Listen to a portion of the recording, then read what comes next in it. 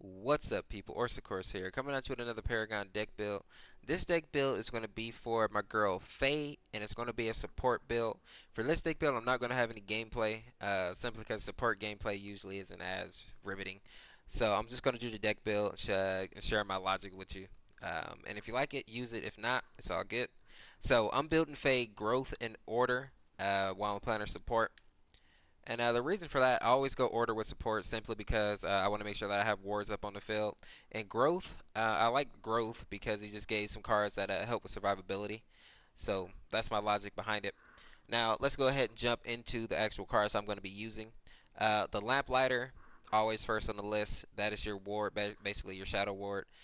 If you're going to play support, I highly recommend just picking up wards. And as soon as the match starts, pick them up, lay them down. Yeah, you might not have a card in the beginning of the match, but it'll really be fine. I think the wards are just they're invaluable. Now, as we get over here, some of the 1 point cards, I have the Chanting Shaman and Exoskeleton. Both of these cards are pretty good. Chanting Skeleton is good early on, just so you can maintain your mana pool a little bit. It's a shared wisdom. You gain 75 mana regen for each nearby ally. So you and your carry ideally will be together, and this card will just give you that little extra boost of mana. Plus, if you have healing towers, you'll be getting like 5 regen on your health a second, which isn't bad. It keeps you in the fight, allows you to cast those spells. So I really like that card actually. More at first I ignored it, but now I kind of like using it. But it's one of those optional cards, so use it if you see fit. The card that I would highly recommend, I get this every time, is Exoskeleton.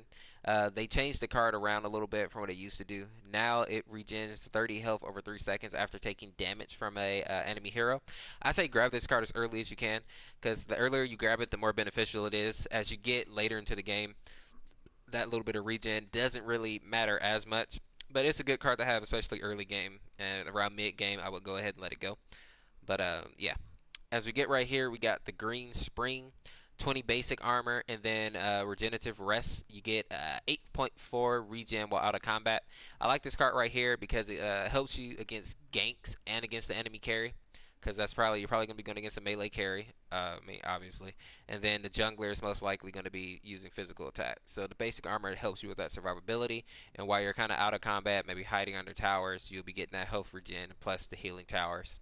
So you'll be getting quite a bit of health regen with that card. So I like this card for especially early game. Radiant Healer gives you 190 health, and it gives you the passive of giving 5 health regen to yourself and nearby allies. This card is good just for keeping yourself up. Having the regen is always great, especially if you pair it with Green Spring. But also for keeping your carry and your teammates up, especially early game. That 5 regen does actually make a difference. So I really do like this card, and the 190 health doesn't hurt either. Now right here we have Brilliant Fortification. Now if I have to pick between Brilliant Fortification and Radiant Healer, I usually go with Brilliant Fortification first. Especially if the enemy team is being aggressive or somebody's getting pressured really hard on like off lane or something. I'll use the Brilliant Fortification. It gives you the 12 power, which is good. The 72 percent mana regen is awesome. But the important thing about this card is that it protects structures. So when you activate it, all structures are immune to damage for 7 seconds. So this card, I'm not going to say it's OP, but it can really, really save your towers. So I love this card just for that reason. So I highly recommend getting this card, especially early on. Maybe in the first, I don't know, like 12 minutes before that time, I would go ahead and grab it. Great card. Protective Sentry. This card is optional because you already have your Lamplighter. This card right here gives you 84 mana regen, and it used to give you, I think it still gives you armor. So place a Shadow Ward to reveal nearby enemies and grants 12 basic armor to nearby allies. Basic armor granted to allies does not stack. So this card right here, I think this is really good, especially if the enemy team has like a Kalari, or they have like a Chimera that's running that Shadow Dancer or that Veil Walker. Very good card for that. And but like I say, it's up to your judgment because if you have Lamplighter, you might not need it. So it's up to you on that one. Gates of Salvation. This card I like to put in there because the ability armor, the 80 mana regen is cool too. Heals nearby allies for 275 health every 35 seconds. Now this card, if you're really going to use it, I would say make it the only card that you equip. Seldom do I actually do that though. Um, but every once in a while it might be necessary, especially late game maybe. But increase the frequency of healing by 4% per attribute point purchase. So you know, maybe if you do get to a point in the game where you just put in a lot of attribute points, this card might be super viable. But seldom do I use this card. Usually I'll opt for either Stagnant Dominion or Yami Spectre over Gates of Salvation.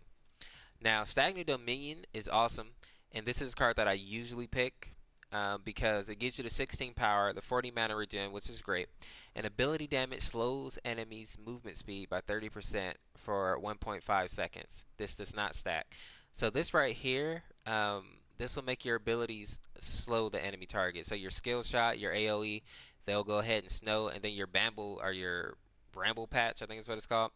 That one already slows, if I'm thinking of the right move. Those vines that come out, that one's going to slow already. So you can keep the enemy team pretty controlled with this card. So I like having that, especially if you're trying to set up kills for your carry or your team, which is what you should be doing if you're playing support. So I really like that.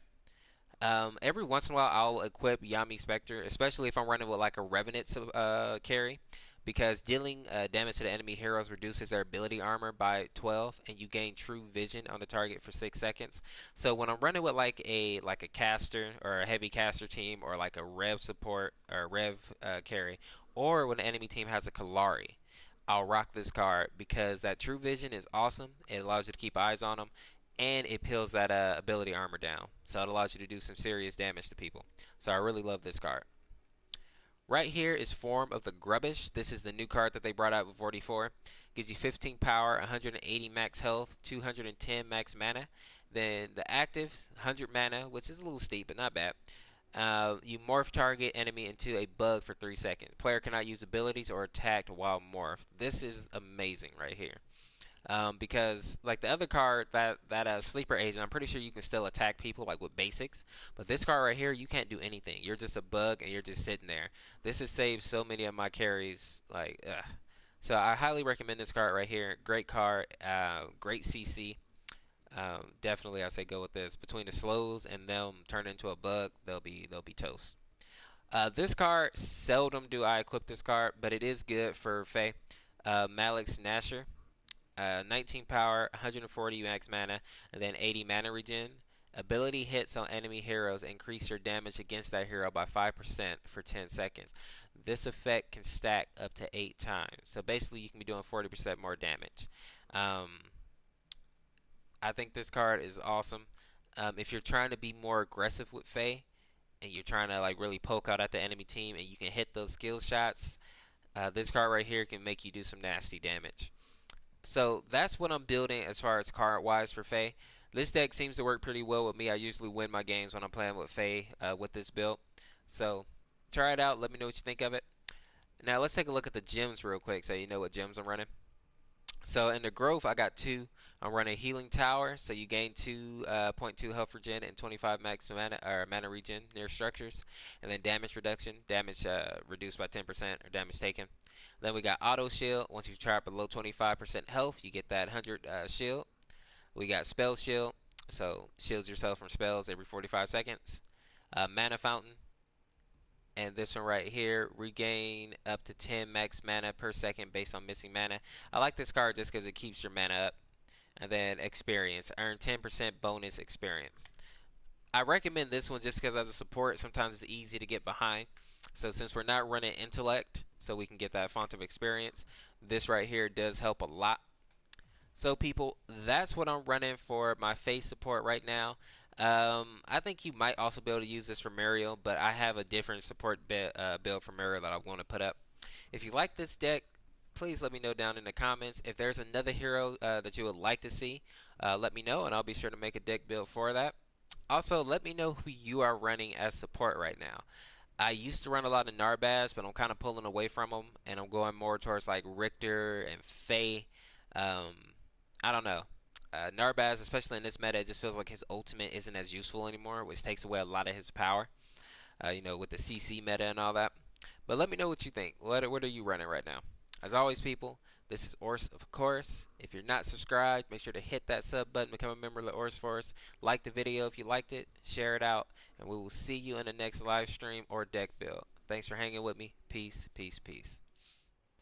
What's up, people? Thank you for hanging around for the gameplay. I know I said I wasn't going to do it, but I just found a couple of clips. It wasn't the best gameplay ever. I got a little frustrated in this one with my carry, but we did alright. We ended up losing the match. But right here, we isolate this Drongo. Then his mans comes back, and he grabs him, which is alright. Yeah, I don't think I did a great job protecting him, but we ended up grabbing the kill on the Drongo here. And right here, this man comes out again. Now see, he should have stayed gone. Their Drongo's going to leave him. And then our Chimera jumps right on her booty. Now this is why I like Fey. She sticks. She does a lot of good damage very easily. And then boom, Chimera finishes him up. I could have taken him because my carry was like hanging back. So I was going to take that, but I'm fine with Chimera getting it. If you can, make sure you're feeding your heavy hitters more so than not. Right here, this Morgus is trying to chase me, but she's going to get herself into some trouble. There we go. My Shinbi was a beast. And then here comes Chimera again. We're going to go down to ult. Pull in that Kwang. It's a wrap for the boy. Is that Kwang? Who is that? Oh, no. Terra. My bad. I don't know why I said Kwang. But we go ahead and we take her real quick. That's the thing about her ult, too. Her ult, devastating. Because you think you're about to get away. Nah. And here comes this Terra again. She comes out of the jungle. We go ahead and burn her down. Now, I ended up taking this. Like I say, my carry and I were not in sync. So a couple of kills I did end up getting. But, you know, that's how it goes sometimes. Secure the kill, blah, blah, blah, all that good stuff. So that's basically the end of the deck build. If you want to see the Fey build like fully, just jump into a live stream. That's usually my supported choice, so I'll be playing her a lot more often. If you like this build, make sure to use it. Let me know down in the comment that you liked it. Also, drop a like on this video. Subscribe if you're not already a subscriber. It helps me out a bunch, and I would love to have you in the Orseofkorse. And people, that'll be it for me. We'll be live streaming here later today. I usually stream Monday through Friday, sometimes on the weekend as well. 5 p.m. Pacific Standard Time. So come check it out. We'll definitely let people in. And that'll be it, people. Thank you for watching. This is Orseofkorse. We will see you in the next one. Peace, peace, peace, peace.